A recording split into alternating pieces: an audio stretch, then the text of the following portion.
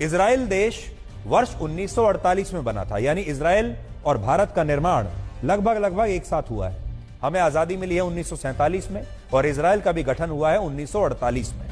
उससे पहले सैकड़ों वर्षों तक इस पूरे क्षेत्र पर फिलिस्तीन के मुसलमानों का ही नियंत्रण था। तो अब यहां यह बात स्पष्ट हो गई कि इजराइल तो 1948 में बना है। 48 से पहले क्या था? 48 से पहले यहां अरब के मुसलमानों का ही कब्जा था। वर्ष 1517 में इस क्षेत्र में 98% मुसलमान और सिर्फ 1.7% यहूदी रहते थे। 1882 में 92% मुसलमान और 8% यहूदी रहते थे और वर्ष 1917 में भी इस क्षेत्र की कुल आबादी में 91% मुसलमान थे और सिर्फ 8% यहूदी थे। यानी हमेशा से मुसलमानों का इलाका रहा है। हमेशा ही 1917 तक 90% से ज्यादा आबादी मुसलमानों की थी।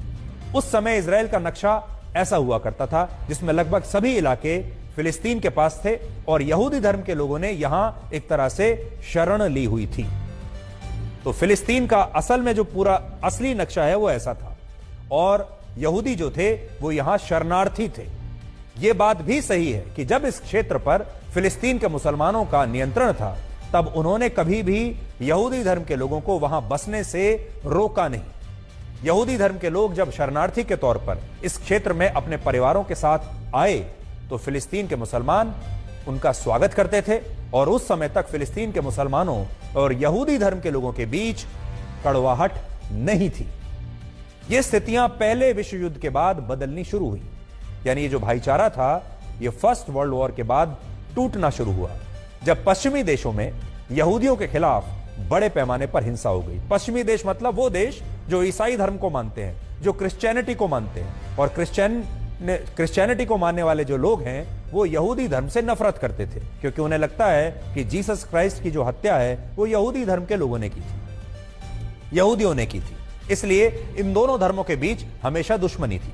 वर्ष 1917 में जहां फिलिस्तीन में यहूदियों की आबादी सिर्फ 8.1% थी, वही आबादी 1922 में 11% हो गई, 1931 में बढ़कर 17% हुई, 1936 में 28% हो गई और फिर 1947 में 32% यहूदी यहां रहने लगे। फिलिस्तीन में अचानक से यहूदियों की आबादी में इसलिए वृद्धि हुई क्योंकि पश्चिमी देशों में यहूदियों पर बहुत जुल्म हो रहे थे, उन्हें मारा जा रहा था और वो अपनी जान बचाने के लिए फिलिस्तीन में शरणार्थी के रूप में आने लगे।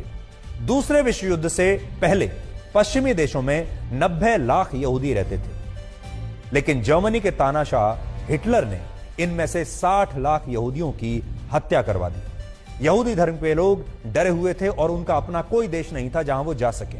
इसलिए उन्होंने अपनी जान बचाने के लिए फिलिस्तीन लौटने का फैसला किया जिसे वो इजराइल कहते थे और इस काम में ब्रिटेन ने इन यहूदियों की मदद की। भारत की तरह ब्रिटेन ने वर्ष 1917 में फिलिस्तीन को अपना गुलाम बना लिया था। तो जैसे हम गुलाम थे ब्रिटेन के, वैसे ही फिलिस्तीन भी ब्रिटेन का गुलाम देश था।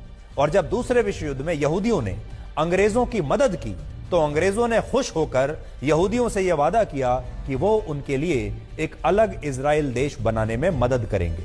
और जिस तरह अंग्रेजों ने वर्ष 1947 में भारत को बांट दिया और पाकिस्तान के नाम से एक नया देश बना दिया, ठीक वैसे ही उन्होंने फिलिस्तीन के भी टुकड़े कर दिए। ब्रिटेन संयुक्त राष्ट्र में इजराइल देश बनाने के लिए एक प्रस्ताव लाया और फिर संयुक्त राष्ट्र ने वर्ष 1947 में ही यह तय किया कि फिलिस्तीन को मुसलमानों के लिए और यहूदियों के बीच बांट दिया जाएगा।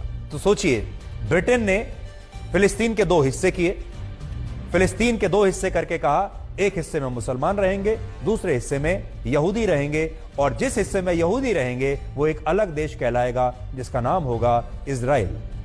विभाजन की इस योजना के तहत 56% इलाका फिलिस्तीन का इजराइल को मिलना था और 44% इलाका फिलिस्तीन के मुसलमानों को मिलना था।